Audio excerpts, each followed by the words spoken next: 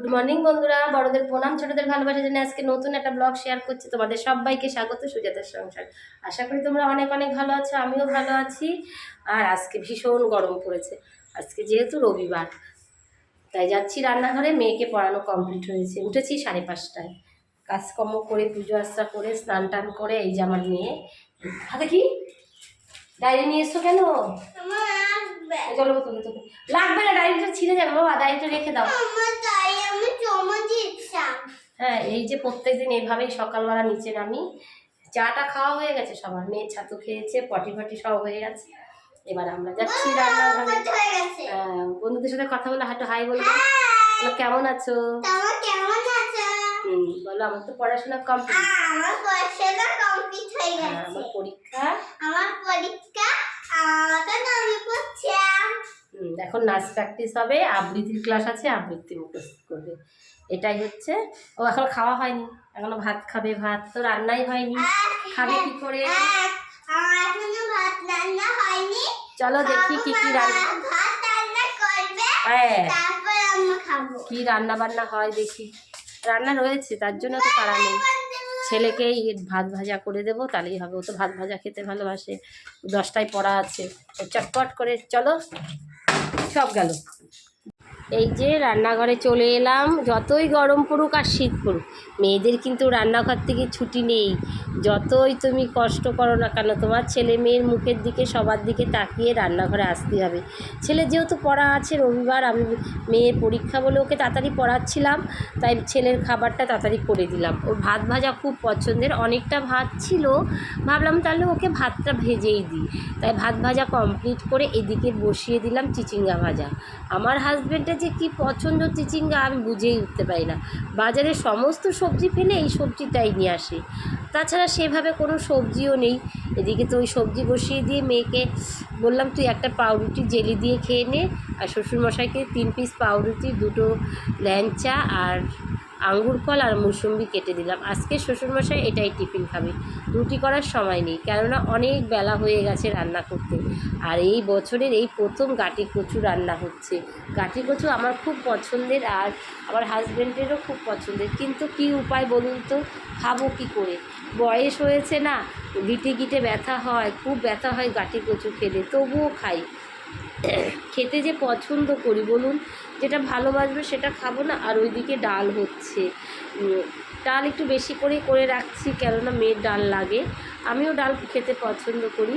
আর গাটি কচুটা হবে না পেঁয়াজ রসুন দিয়ে, পেঁয়াজ আর আলু ভালো করে, রসুন আলু ভালো করে ভেজে নিলাম ঢাকা দিয়ে, ভাপেই আর কি অনেকটা সেদ্ধ হয়ে গেল। আর গাটি কচু তো প্রেসারে দিয়েছিলাম, সেই কারণে ভালো করে নাড়িয়ে চাড়িয়ে, মশলা সেভাবে কিছু দিইনি, আদা টাদা কিছুই দেবো না, আদা দেবো না, শুধু জিরের গুঁড়ো দেবো, একটু শুকনো লঙ্কার গুঁড়ো আর নুন হলুদ মিষ্টি দিয়ে নামিয়ে নেব।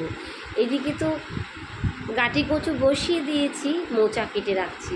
ওই যে দেখেছিলেন না মোচা, এর আগের দিন কেটেছিলাম, এটা আরও একটু ছিল, সেই মোচাটা পরের দিনে সোমবারের জন্য কেটে রাখছি। নাহলে সোমবারে আবার মেয়ের পরীক্ষা, কিছুতেই পেরে উঠবো না, তাই ভাবলাম মোচাটা একটু ছাড়িয়ে রাখি, তাহলে ভালো হবে, অনেকটা কাজ এগিয়ে যাবে। আর গরম পড়েছে ভীষণ, বলো ভাই, কী যে গরম পড়েছে বন্ধুরা, কি বলবো।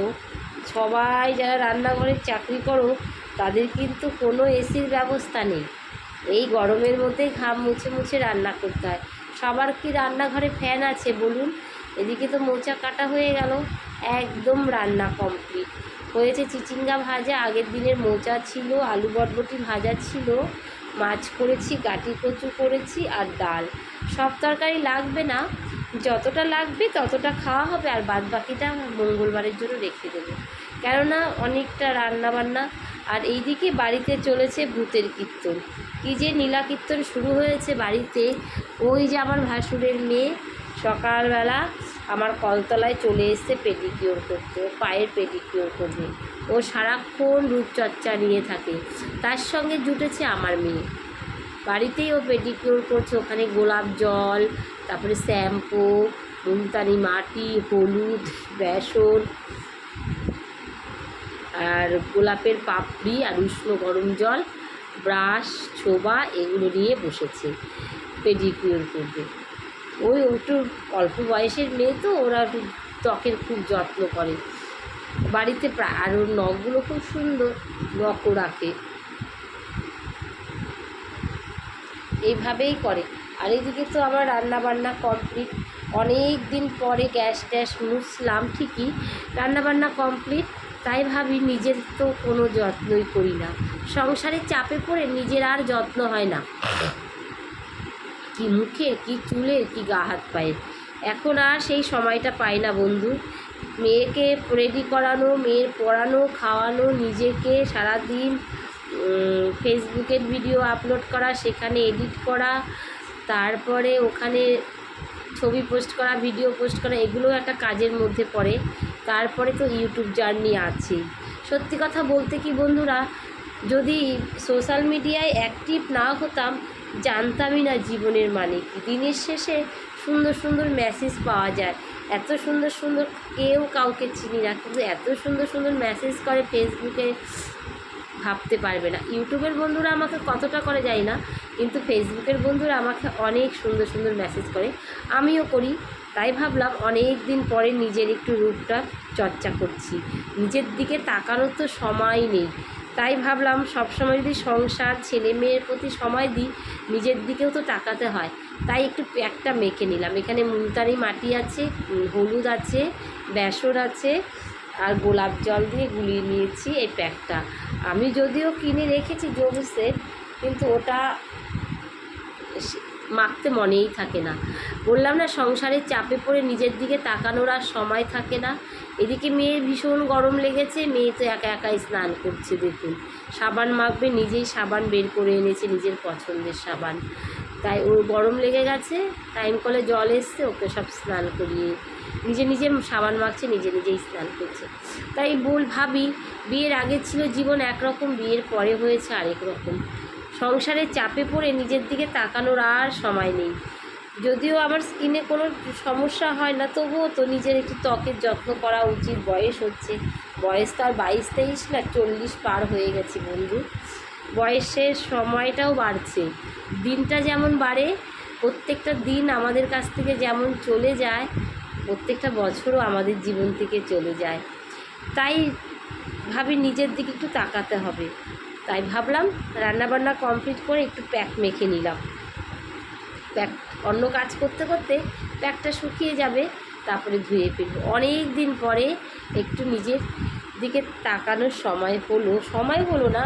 শরীরে সংসারের কাজ করতে করতে না পরে আর এনার্জি থাকে না, একদম এনার্জি লস হয়ে যায়।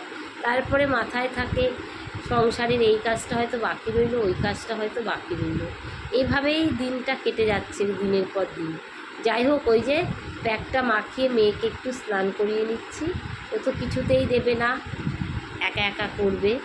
আর এত ঘাম, একটু প্যাকটা মাখিয়ে যদি ফ্যানের নিচে বসি তাহলে ভালো হয়, কিন্তু কোথায় সময় তো নেই। তাই আমার মতো তোমরা যারা একা সংসারে, সবসময় সংসারে নিজেকে বিলীন করে দিও না, নিজের দিকেও একটু তাকিও বন্ধুরা। নইলে কিন্তু জীবনে যেই সময়টা চলে যাবে সেই সময়টা আর ফিরে আসবে না। একটু নিজের খেয়াল রেখো, নিজেকে ভালোবেসো। তাই সমস্ত সংসারে শত কাজের মধ্যেও চেষ্টা করি নিজে কি করে ভালো থাকবো, এটাই আমার তরফ থেকে সবাইকে বলা। হ্যাঁ, জানি হয়তো অনেক সময়ের জন্য অনেক কিছু করতে পারো না, তবুও চেষ্টা করবে নিজেকে অল্প একটু ভালোবাসার, ভালো রাখার। তাহলে দেখবে অনেক রকম কিছু থেকে ভালো থাকবে। নইলে বিভিন্ন রোগে যদি আক্রান্ত হয়ে পড়ো না, সেই যে জীবনের একটা বাধা কিংবা ধূলিশ্বাস নেমে আসবে, তখন আর পিছনে তাকানোর সময় থাকবে না। তাহলে বন্ধুরা, আজকের মতো ভিডিওটা এখানে রাখছি। তোমরা অনেক ভালো থেকো, সুস্থ থেকো।